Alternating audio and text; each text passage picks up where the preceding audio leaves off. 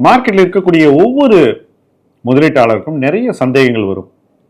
Personal ஃபைனான்ஸை பற்றி, mutual ஃபண்ட்ஸை பற்றி, dead இன்வெஸ்டிங்கை பற்றி, கோல்டை பற்றி, சில்வரை பற்றி, பிஎம்எஸை பற்றி, இண்டெக்ஸை பற்றி, போர்ட்ஃபோலியோ எப்படி உருவாக்குவது அப்படிங்கிறத பற்றி, நாம் எப்படி ஒரு பெட்டர் இன்வெஸ்டர் ஆகிறதுன்றத பற்றி, இப்படி பல கேள்விகள் உங்களுக்கு வரும். இந்த கேள்விகளுக்கு ஈஸியாக விடை கிடைப்பது இல்லை என்று பலர் நம்மிடம் சொல்கிறார்கள். உங்களுக்காகவே ஆஸ்க் M2W எனிதிங் அப்படின்னு ஒரு ஹெல்ப்லைன் ஆரம்பிச்சிருக்கோம்.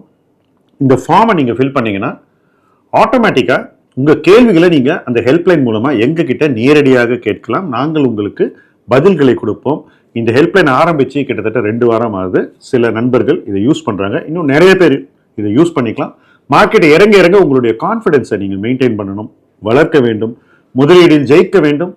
அதற்காக தான் இந்த ஹெல்ப்லைன். வாங்க ஹெல்ப்லைன் மூலமாக பேசலாம்.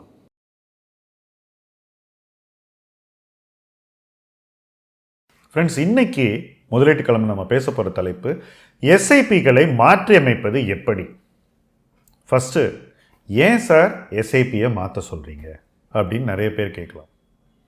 நான் பார்த்த வரைக்கும் நான் ரொம்ப அக்ரெசிவ் இன்வெஸ்டர்னு நினைக்கக்கூடியவங்க எல்லாரும், தன்னை பற்றி ரொம்ப கான்ஃபிடெண்ட்டாக இருக்கக்கூடிய இன்வெஸ்டர்ஸ் எல்லாருமே எங்கே எஸ்ஐபி பண்ணுறாங்க அப்படின்னு பார்த்தீங்கன்னா ஒரே ஒரு தீமில் தான் பண்ணுறாங்க, அதுவும் ஸ்மால் கேப்ஸ். ஏன் பண்ணுறாங்க அப்படின்னு பார்த்தீங்கன்னாக்கா ஒரே ஒரு காரணத்துக்காக தான் பண்ணுறாங்க. ஏன் போர்ட்ஃபோலியோவில் மேக்ஸிமம் அக்ரெஷன் வரணும் அப்படின்னு நினைக்கிறாங்க. ஸோ மேக்ஸிமம் அக்ரெஷன் அப்படின்னாக்கா அது ஸ்மால் கேப்ஸ் தான் அப்படின்னு ஒரு அசம்ஷன். இந்த அசம்ஷனில் என்ன தப்பு இருக்க முடியும் நீங்களும் கேட்குறீங்க இல்லையா? அதுதானே சார் இன்னும் நிறைய வளரக்கூடிய வாய்ப்புள்ள ஒரு ஸ்பேஸு. அப்போ அதில் என்ன சார் தப்பு வர முடியும்னு நீங்கள் கேட்கலாம். தப்பு எங்கே வருதுனாக்கா, என்ன வேல்யூவேஷனில் நம்ம இந்த எஸ்ஐபியை ஆரம்பிக்கிறோம் அப்படிங்கிறதுல தான். ஒருவேளை நிறுவன மதிப்பு குறைவதற்கு வாய்ப்புகள் அதிகமாக இருந்தால் நம்ம இங்கே ஆரம்பித்து இது வரைக்கும் முதல்ல எஸ்ஐபி பண்ணுவோம். அதுவே 2 வருஷம் ஆகிடும். அதுக்கப்புறம் பார்த்தீங்கன்னா போர்ட்ஃபோலியோவில் லாஸ் நிறைய இருக்கிற மாதிரி நமக்கு தோணும். அப்படி இருக்கும்போது எஸ்ஐபி பண்ணணுமா, அதுவும் இங்கே பண்ணணுமான்ற ஒரு டவுட் வந்துடும். ரெண்டாவது, அந்த மாதிரி லாஸ் நம்ம போர்ட்ஃபோலியோவில் இருக்கும்போது நமக்கு ஹோப் குறைஞ்சி போயிடும். ஹோப் குறையும் போது பயம் ஜாஸ்தி ஆயிடும். இதெல்லாம் நடக்கும்போது நாம் விட்டா போகிறோம் அப்படின்ற ஒரு மைண்ட் செட்டுக்கு வந்துடுவோம். அந்த ஸ்டேஜில் பணத்தை வெளியே எடுத்துகிட்டு போய் வேறு ஏதாவது சேஃப் பிளேஸில் பணத்தை போட்டுருவோம். ஆவரேஜாக இந்தியன் எஸ்ஐபிங்கிறது 2 வருஷத்தை தாண்டவே இல்லைங்கிறத இந்த இடத்துல நான் சொல்ல விரும்புகிறேன். ஒரு சராசரி இந்திய முதலீட்டாளர் 2 வருஷத்துக்கு மேலே தன்னுடைய எஸ்ஐபியை தொடர்வதில்லை. இதுதான் நமக்கு அஃபிஷியலாக கிடைக்கக்கூடிய டேட்டா. என்ன நடக்குது? தப்பான இடத்துல தப்பான நேரத்தில் ஆரம்பிச்சுட்டு 2 வருஷம் எஸ்ஐபி பண்ணுறாங்க. 2 வருஷம் செலவு பண்ணிவிட்டு எனக்கு என்ன கிடைச்சிது? ஒன்றும் கிடைக்கல. சரி, ஒன்றும் கிடைக்கலன்றது மட்டும் இல்லை, ஏதாவது கிடைக்கும்னு ஒரு நம்பிக்கை தருதா? அதுவும் இல்லை. அதனால் வேறு எங்கேயாவது போயிடுவோம் அப்படின்னு தான் எல்லாருமே பணத்தை வெளியே எடுக்கிறாங்க. ஆனால் இதில் பிரச்சனை எஸ்ஐபி முறை இல்லை, இதில் பிரச்சனை ரிட்டர்ன்ஸும் இல்லை, இதில் பிரச்சனை வழிமுறை. ஸ்மால் கேப்னா நான் ஏதோ அதுக்கு எதிரி அப்படின்லாம் நினைக்காதீங்க. எனக்கு ரொம்ப பிடிச்ச ஏரியா ஸ்மால் கேப். ஆனால் ஸ்மால் கேப்புங்கிறது ஹேண்டில் இல்லாத கத்தி மாதிரி.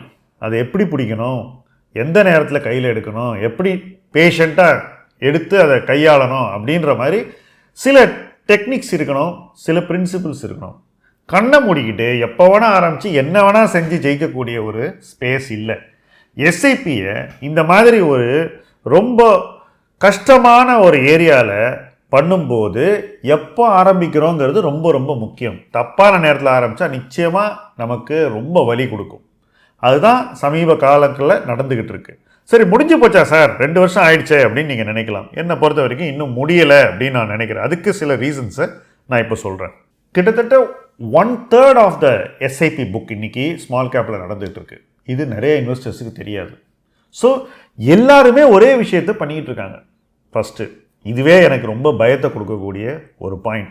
சரி, இப்படி எல்லாரும் மாதம் மாதம் பணத்தை எஸ்ஐபியில் போடும்போது அந்த பணம் எங்கே போகுது, எப்படி இன்வெஸ்ட் ஆகுது அப்படிங்கிறத கொஞ்சம் யோசிக்கணும். என்ன ஆகுதுன்னா, ஏற்கனவே அந்த போர்ட்ஃபோலியோவில் இருக்கிற ஸ்டாக்ஸையே தொடர்ந்து அந்த ஃபண்ட் மேனேஜர் வாங்கிக்கிட்டே இருக்காரு. இதையே ஒரு 4-5 ஃபண்ட் மேனேஜர் தொடர்ந்து பண்ணிக்கிட்டு இருக்காங்க. அப்படி பண்ணும்போது என்ன நடக்குதுனாக்கா, அவங்க அந்த வேல்யூவேஷனை இறங்காமல் சப்போர்ட் பண்ணுற மாதிரி ஆயிடுது.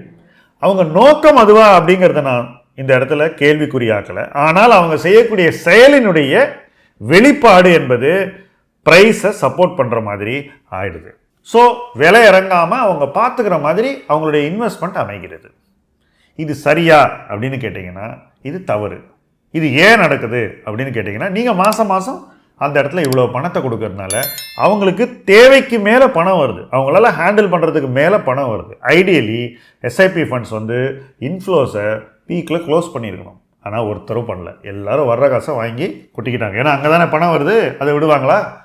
அது மட்டும் இல்லை, அந்த பணத்தை கொடுக்கணுமா கூடாதாங்கிற கேள்வி நமக்கு தான் வரணும். வாங்கணுமாங்கிற கேள்வி அவனுக்கு வரக்கூடாது. ஏன்னா எப்போவுமே இன்வெஸ்ட்மெண்ட் அப்படிங்கிறத பையர் பிவேர் அப்படின்ற அடிப்படையில் தான் செய்யப்படுகிறது. சரி, ஸோ நம்ம தப்பான நேரத்தில் பணம் கொடுக்குறோம், அவங்க உடனே வாங்குறாங்க. அவங்க தொடர்ந்து வாங்குறதுனால விலை அதிகம் விழாமல் இருக்கிறது. சில நேரங்களில் விலை மேலே கூட போகுது. ஸோ ரிட்டர்ன்ஸ் அந்த ஃபண்ட்ஸில் நல்லா இருக்கிற மாதிரி இருக்குது. யார்கிட்ட ஃபண்ட்ஸ் ரெகுலராக உள்ளே வருதோ, எஸ்ஐபி மூலமாக பணம் வருது இல்லையா, அவன் பர்ஃபார்மன்ஸ் ஸ்லைட்லி பெட்டராக இருக்குது. ஸோ ஸ்மால் கேப்பில் நான் கம்பேர் பண்ணேன், இந்த ஃபண்ட்ஸ் எல்லாம் நல்லா பண்ணிகிட்டு இருக்கான்னு ஏதாவது ஒரு ஃபண்டு தெரிஞ்சால் அவனுடைய ஃப்ளோஸை பாருங்கள், அவன் ஏன் பர்ஃபார்ம் பண்ணுறாங்கிறது தெரிஞ்சிடும். அடுத்தது இன்னொரு செட் ஆஃப் ஃபண்ட்ஸ் இருக்காங்க, அவங்களுக்கு பணம் வெளியே போயிட்டுருக்கு. ஸோ எல்லா எஸ்ஐபி ஃபண்ட்ஸும் எல்லா ஸ்மால் கேப் ஃபண்ட்ஸுக்கு வரல, அதை முதல்ல புரிஞ்சுங்க. அது மட்டும் இல்லை, எல்லா ஸ்மால் கேப் ஃபண்ட்ஸுக்கும் ஏஎம் ஏறல, நிறைய பேருக்கு ரிடம்ஷன்ஸ் இருக்குது. ஸோ இந்த கடந்த 3 ஆண்டுகள்லேயே பர்ஃபார்மன்ஸ் கொடுத்தும் கூட நிறைய ஃபண்ட்ஸுக்கு ரிடம்ஷன் வந்திருக்கு, பணம் வெளியே போயிருக்கு. யார் எடுத்துகிட்டு போயிருப்பாங்க? ஆப்வியஸாக ரீட்டைல் இன்வெஸ்டரில் கொஞ்சம் பெரிய இன்வெஸ்டர்லாம் பணத்தை வெளியே எடுத்துட்டாங்க. இன்றைக்கி ரீட்டைல் இன்வெஸ்டர் தொடர்ந்து பணத்தை போட்டுக்கிட்டு இருக்காங்க. இப்படி ரிடம்ஷன் வரக்கூடிய ஃபண்டு எப்போவுமே பணம் ப்ரெஷரில் இருப்பான், ஷேரை வித்தாகணும். ஒரு விஷயத்தை இந்த இடத்துல நம்ம புரிஞ்சுக்கணும். ஸ்மால் கேப் யூனிவர்ஸ், அதாவது என்னென்ன பங்குகளில் எல்லாரும் இன்வெஸ்ட் பண்ணுறாங்கன்றதே ஒரு சின்ன வட்டம் தான் வரும், 400 பங்குகளுக்குள்ளே தான் இருக்கும். ஸோ இதில் யாருக்கு ரிடம்ஷன் இருக்கோ அவன் பங்குகளை விற்று போயிட்டுருக்கானாக்கா, அதுவே அந்த பங்குகள் ஏற விடாமல் செஞ்சிடும். ஏதோ ஒரு பாயிண்டில் யாருக்கு பணம் இன்னும் தொடர்ந்து எஸ்ஐபியில் வந்திருக்கோ, அவங்களுக்கு ரிடம்ஷன் வந்தாலோ அல்லது இந்த இன்ஃப்ளோஸ் நின்னாலோ அவங்களும் செல்லராக மாற வேண்டியிருக்கும். அப்போ எல்லாரும் விற்க போனால் யார் வாங்குவாங்கன்ற கேள்வியை இன்னை வரைக்கும் யாருமே கேட்கல. என்னை பொறுத்த வரைக்கும் இதுதான் சிஸ்டமிக் ரிஸ்க். இந்த சிஸ்டமிக் ரிஸ்க்லேருந்து காப்பாற்றிக்கணும்னா நீங்கள் உங்கள் எஸ்ஐபி புக்கை பேலன்ஸ்டாக வச்சுக்கணும். எல்லா பணத்தையும் எஸ்ஐபியில் ஸ்மால் கேப்பில் போட முடியாது. அது மட்டும் இல்லை, இன்றைக்கி இருக்கக்கூடிய பொருளாதார வளர்ச்சி கொஞ்சம் கூடினா கூட அது லார்ஜ் கேப்புக்கு நேரடியாக பெனிஃபிட் பண்ணும். ஸோ எக்கனாமிக் க்ரோத் எப்போ திரும்பி வருதோ அந்த பாயிண்டில் லார்ஜ் கேப்புக்கு பெனிஃபிட் இருக்கும், பேங்கிங்க்கு பெனிஃபிட் இருக்கும், இந்த மாதிரி நிறைய செக்டர்ஸ்க்கு பெனிஃபிட் இருக்கும். ஸோ உங்களுடைய எஸ்ஐபி புக்கில் வெறும் ஸ்மால் கேப் மாத்திரம் வச்சுருந்தீங்கன்னாக்கா நிச்சயமாக நீங்கள் அதை மாற்றி அமைக்க வேண்டும். வேறு தீம்ஸ்க்கும் லார்ஜ் கேப்புக்கும் நல்ல ஒரு பார்ட்டிசிபேஷன் ஏற்படுத்தி கொடுக்க வேண்டும். அதுவே போர்ட்ஃபோலியோக்கு ஸ்டெபிலிட்டியை கொடுக்கும். சரி சார், நான் இந்த பண்ணியிருக்கேன் 2 வருஷம், அதை என்ன பண்ணுறதுன்னா அதை எவாலுவேட் பண்ணிவிட்டு அதில் என்ன மேல் நடவடிக்கை எடுத்தால் உங்களுக்கு நல்லதுன்னு தெரிஞ்சுக்கிட்டு அந்த நடவடிக்கையை நீங்கள் எடுக்கணும். ஆனால் சும்மா உட்காந்துக்கிட்டு இதையே செய்ய போகிறேன் அப்படின்னு நீங்கள் நினச்சிங்கன்னா அடுத்த 2-3 வருஷத்தில் நமக்கு ஒரு பெரிய சோதனை காலம் அமையலாம். அப்போ என்ன ஆகும்? இன்னும் இன்றைக்கி இருக்கிறதோட கீழே போச்சுன்னா நமக்கு நம்பிக்கை இழந்துருவோம். எப்போவுமே நம்பிக்கையை இழக்கிற பாயிண்ட் வரைக்கும் நம்ம வெயிட் பண்ணக்கூடாது. அதுக்கு முன்னாடியே நம்ம சுதாரிச்சுக்கணும். எங்கே பணம் போடணும், எங்கே சேஃப்டியோட ரிட்டர்ன்ஸ், இதெல்லாம் கணித்து அந்த இடத்துல பணம் போடுறது அப்படிங்கிற ஒரு முடிவுக்கு உரிய நேரத்தில் வர வேண்டும். லேட்டாக பிரயோஜனம் இல்லை. புரியுதா உங்களுக்கு? லேட்டாக வந்தால் என்ன ஆகும்னாக்கா, இன்னும் இறங்கினதுக்கப்புறம் நீங்கள் முடிவுகள் எடுப்பீங்க, அந்த முடிவுகள் நல்ல முடிவுகளாக அமையாது. அது மட்டும் இல்லை, ஏற்கனவே போட்ட பணத்தை இருக்க விடலாமா சார் அங்கே அப்படின்னா, ஒருவேளை அந்த போர்ட்ஃபோலியோ நல்லா இருந்தாக்கா நீங்கள் இருக்க வைக்கலாம், அதே இடத்துல வச்சு வைக்கலாம். இன்னும் இறங்கும்போது வேணால் கொஞ்சம் லம்சம் பண்ணலாம். இந்த பாயிண்ட்லேருந்து எப்போ இதெல்லாம் மாறும், வேல்யூவேஷன் எங்கே பாட்டம் அவுட் ஆகும்னு தெரியாமல் தொடர்ந்து எஸ்ஐபி பண்ணுறதுல லாஜிக் இல்லை. அதனால தான் இந்த ஸ்பேஸில் ரொம்ப புல்லிஷாக நான் இருந்தால் கூட இதில் கையாளப்பட வேண்டிய வழிமுறைகள் வித்தியாசமாக இருக்க வேண்டும்.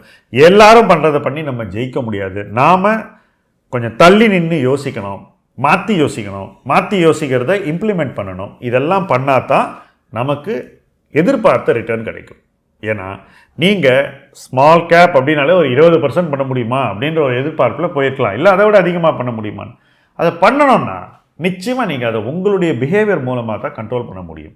கண்ணை மூடிக்கிட்டு பிளைண்டாக ஒரு இன்வெஸ்டிங் ஸ்ட்ராட்டஜியை பண்ணாக்கா நிச்சயமாக ஜெயிக்காது. ரொம்ப அவேராக என்ன செய்கிறோன்னு புரிஞ்சுக்கிட்டு எப்போல்லாம் அது அட்வர்ஸ் ஆகுதோ அந்த இடத்துலலாம் கொஞ்சம் டெசிஷன்ஸ் எடுத்து உங்களுடைய இன்வெஸ்ட்மெண்ட்டை நீங்கள் கிராஜுவலாக பில்டப் பண்ணணும். அந்த கிராஜுவலாக பில்டப்புங்கிறது ரொம்ப பொறுமையான ஒரு ப்ராசஸ்.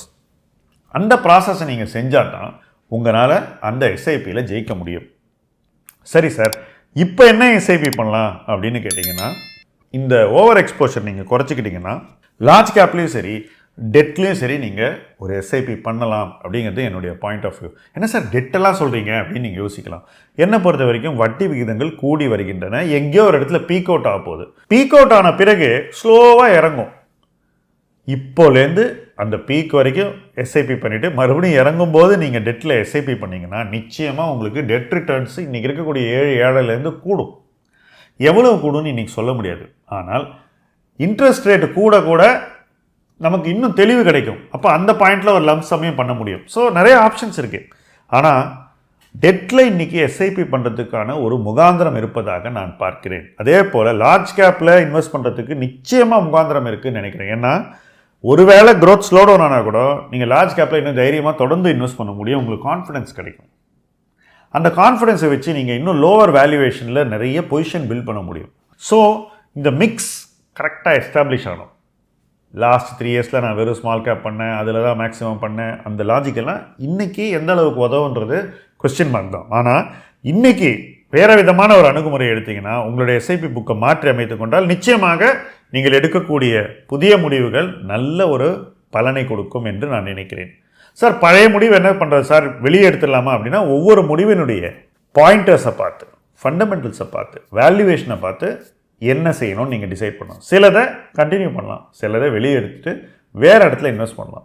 ஒவ்வொரு இன்வெஸ்ட்மெண்ட் டெசிஷனையும் கரெக்டாக மெஷர் பண்ணி நீங்கள் எடுக்கணும். கண்மூடித்தனமாக டெசிஷன் எடுக்கக்கூடாது. அதே போல் முன்னாடி எடுத்த டெசிஷனையும் கண்மூடித்தனமாக தொடரக்கூடாது. ஏதோ ஒரு பாயிண்டில் அதை மாற்றப்பட வேண்டும் என்று நீங்கள் நினைத்தால் அந்த மாற்றத்தை நீங்கள் கொண்டு வர வேண்டும். இதுதான் என்னுடைய simple advice on changing your SIP portfolio. மாற்றம் ஒன்றுதான் மாறாதது. மாற்ற நம்ம பயப்பட வேண்டிய அவசியமே இல்லை. மாற்றும் போது we must go to a better place.